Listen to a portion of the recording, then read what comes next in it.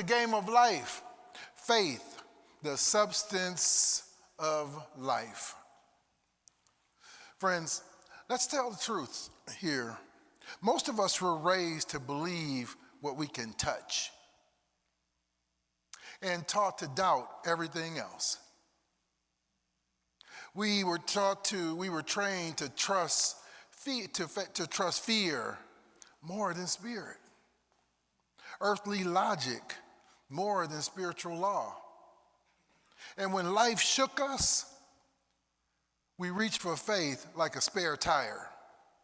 Useful, but only in emergencies. We've all done it. We've prayed scared, hoped half-hearted, and whispered maybe while spirit was shouting, now, get it now. And here's the truth. Faith was never meant to be a last resort. It was never meant to wait its turn. It was always meant to go first. Some people wait to pray until the doctor calls. Some people find gratitude only after the storm. Others delay love, wishing for a sign. But the faithful, they pray when the phone is still silent. Bless the clouds before the rain and give love without conditions. Faith doesn't just go first, it goes forth, prepared to heal, prepared to love, prepared to supply. You see, the world says, I'll believe it when I see it. We've all heard that. I'll believe it when I see it. But the law of spirit says you'll see it when you believe it. That's not a slogan. That's a law. What most people call faith is hope on life support. Fingers crossed, held breath, waiting for proof. But faith isn't fragile. It's force. It's substance, not imagination. Not superstition, substance. Hebrews chapter 11, verse 1 says, faith is the substance of things hoped for, the evidence of things not seen. It is the substance of things hoped for, the evidence of things not seen. That means faith isn't a feeling. It's the substance that turns possibility into form. Imagine this. Before dawn, the world is dark and silent. But the horizon glows with a light that hasn't appeared yet. The sun is already rising, you just can't see it yet. That's faith. It's not creating the sunrise. It's standing in the knowing that the light is already on its way. You see, faith doesn't make God act. It lets us see the act already complete. It doesn't choose what it makes. It manifests what we believe. It doesn't chase truth. It knows truth and acts from it. Florence Shen makes it clear. Faith knows it is already received and acts accordingly. Faith has already received and acts accordingly. That's the blueprint of creation. Think about it. Every time you've had a breakthrough, it began when you acted as if heaven had already said yes. You drop a seed in darkness and trust roots you can't see. You flip a switch when it's pitch black and expect the light. That's not optimism, that's faith. It moves before momentum. It's finished before sight. It's the unseen already working. That's what Jesus meant in the book of Mark when he said, whatever you ask, believe you have received it, and it will be yours. Believe you have received it. Act as if it's already yours. That means God has already done the work. Our part is to trust and receive the good that's already here. Because spirit doesn't start working when we believe. It reveals what's been finished all along. You see, faith doesn't bargain with God. It stands inside the outcome. It's already there. It doesn't ask when. It declares now. It's already in spirit, waiting for us to catch up. And hear me. Every true act of faith is reunion. It's heaven and humanity meeting in the same breath. It turns divine ideas into visible form. It feeds the hungry heart, steadies the mind, and restores what fear tried to steal. It's not hype. It's solid ground that helps us think clearly in the middle of chaos. It speaks beyond fear. It stands when nothing else will. It is your personal, invisible connection with Source. Your personal, invisible connection to Source. Holding you steady, keeping you calm, unlimited, untouchable, unshakable. And consider this. The world has trained us to believe only what we can measure, to trust banks more than Source, doctors more than life, politics more than principle, division more than love. But faith, it reverses worldly conditioning. It shatters the illusion that supply, safety, sanity, or a source lives outside of you. It reminds you that the same intelligence that spins the galaxies already knows your name, your need, and your next. And here's the real truth. It's not your eyesight, it's your insight. A woman once told me she was drowning in her bills. She prayed, but every prayer came wrapped in fear. Nothing shifted because she was speaking lack in spiritual language. Then she shifted her faith. She stopped begging and started believing.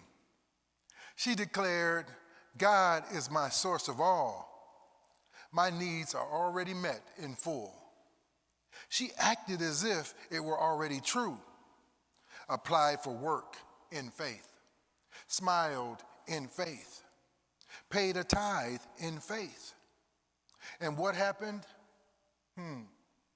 Doors opened. A debt was forgiven. A check she didn't expect arrived. Opportunities she couldn't see before came into view. What changed? Not her faith, not God. What changed was that she stopped rehearsing lack and started standing in substance. Think about this. Whenever your faith changes, everything else will rearrange too. Panic cancels, stories are rewritten, burdens lift, and spirit finally gets to run the show. Listen, the game of life isn't about whether, it isn't about whether spirit will show up. Spirit never left. Spirit is omnipresent. The challenge is whether you will trust the invisible long enough for it to become visible. Tell me, will you hold the truth when outer facts shout louder? Will you walk the bridge when you can't see the ground? Will you act like it's already done? Because sometimes faith means loving someone who hasn't changed yet. Sometimes it means walking into the doctor's office in peace, not panic. Sometimes it means forgiving when your feelings are still bleeding inside. Faith doesn't ignore the reality. It overrides it. It's calm in crisis, peace under pressure, and order in the noise. For instance, in the Bible, in the book of Matthew, the disciples are out on a boat, far from land, fighting wind and waves. Jesus comes toward them walking on water. They see him and panic, thinking it's a ghost. He calls out, "Take courage, it is I, don't be afraid." Peter says, "Lord, if it's really you, tell me to come out." Now, Peter asked that question. I don't think I would ask that question. I want to stay in the boat. But Jesus answers with one word, "Come." Peter steps out. No guarantee, just faith. And the sea doesn't calm, but something inside of him becomes stronger than what's around him. For a moment, he is walking where only faith can hold him. Then fear returns. He notices the wind, doubts, and starts to sink. Should have stayed in the boat. That's what I would have done. But in that moment, the Christ rises and steadies him. The lesson isn't that Peter failed. It's that substance never failed him. You see, when you are in the awareness, when you stay in the awareness of your truth, the surface holds. But when your attention drifts toward doubt or fear, that same surface betrays you. The seed doesn't get to decide. The law does. This isn't a miracle story. It's the anatomy of every breakthrough. Let me ask you, what storm are you facing right now? I mean, what makes you keep looking at doubt and fear or toward doubt and fear instead of keeping your eyes on the Christ that is already here? Look, every time you step into something you can't see yet, a new job, a diagnosis, a loss, a calling, you are Peter leaving the boat. Every time you set your sights on spiritual law and not a problem, you are seeing the Christ. Every time you trust the invisible evidence more than the visible storm, you too are walking on water. Because what you behold in mind, you become in experience.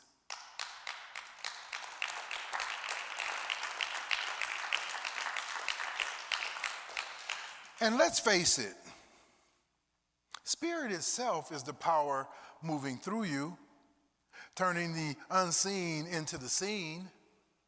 It's not you reaching for God. God is reaching through you. In other words, it's the law of spirit, it's spiritual law in motion saying this is already finished. Why are you applying so much effort when you can just sit in faith? Friends, hear me. Faith is the fire in your words. It's the law beneath your thoughts. It's the substance of your deepest hopes and dreams. It's spirit itself moving through you. And when that knowing takes root, mountains move, hearts heal, possibilities multiply. So today, stand in it, speak from it, live as it. You are already whole, already healed, already loved, already supplied. Use your faith and, like Florence Shen, act as if it's already true. Because here's the thing, the same presence that called the universe into being is now expressing through you, making the evidence clear. the unseen seen, the impossible inevitable. That's how you play the game. I believe you can. Are you willing to do this with me today? Yeah. I didn't hear you. Yeah. Thank you all, and God bless you. Thank you. Thank you all.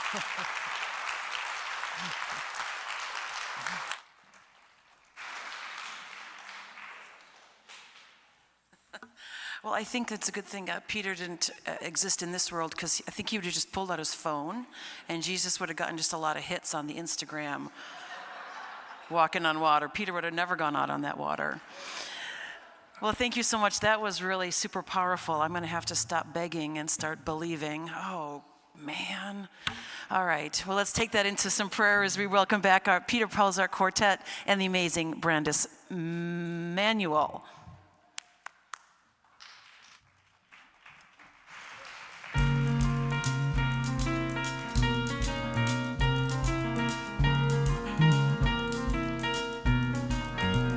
Over time, I've been building my castle of love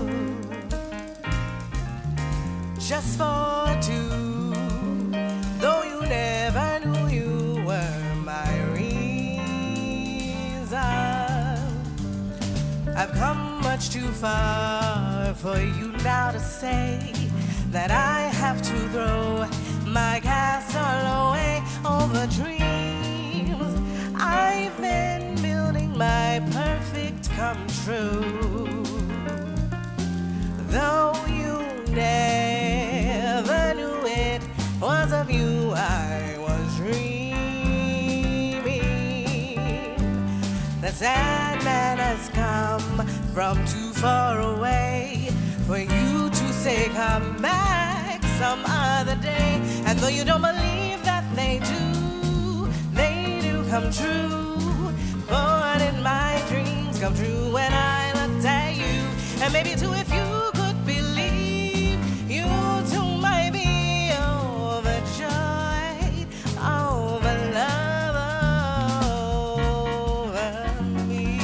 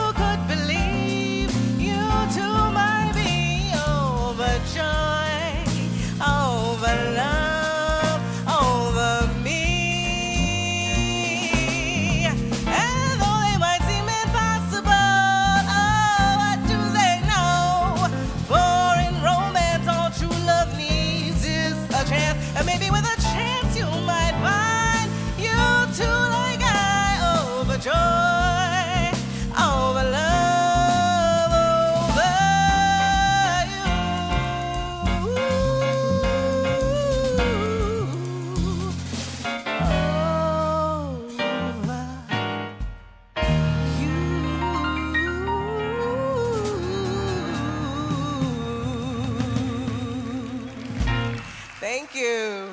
Give it up for my guitarist here. Brandis, everyone, the Peter Pelzar Quartet. Beautiful. Yes, yes. So we come to that time in our service where we open our hearts to give. And this is where we plant seeds using our faith so that we may reap a harvest. So I'm going to ask you to pull out your gift, your tithe, your offering. I'm going to ask you to send energy from your heart into that gift. And if you're joining us online, this is a moment for you to step into the steadfast beliefs of giving and receiving, allowing yourself to sow seeds and reap a reward. And now, if you're ready, we are going to say our offertory blessing together with energy. Well, you guys didn't have any energy on the energy. With energy. Thank you all. Divine love richly flowing through me blesses and multiplies all that I am, all that I have, all that I give, and all that I receive. I am grateful for the blessings of this day. I am grateful for the blessings on the way, and so it is.